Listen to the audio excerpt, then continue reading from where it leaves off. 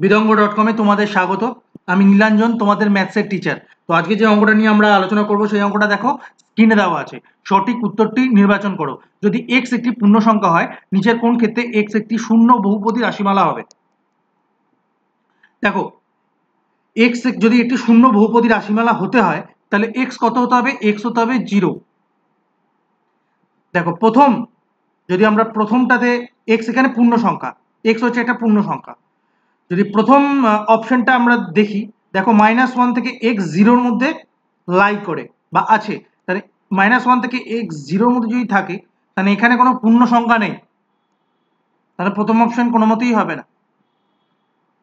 Second অপশনটা দেখো, 0 থেকে x 1-এর মধ্যে যদি থাকে, তাহলে 0 থেকে 1-এর মধ্যে কোনো পূর্ণ সংখ্যা নেই, তার মানে x কোনো পূর্ণ সংখ্যা হবে না।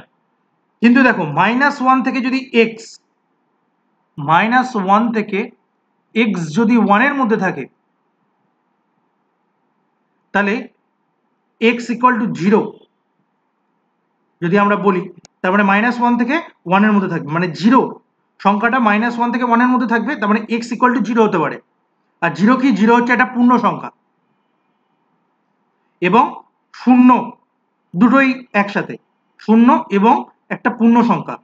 তাহলে এটা কি হবে? এটা একটা শূন্য বহুপদী রাশিমালা হবে যদি x -1 থেকে x 1-এর মধ্যে থাকে। তাহলে কত নিচ্ছে x? x নিচ্ছে 0। তাহলে অপশন সি সঠিক উত্তর।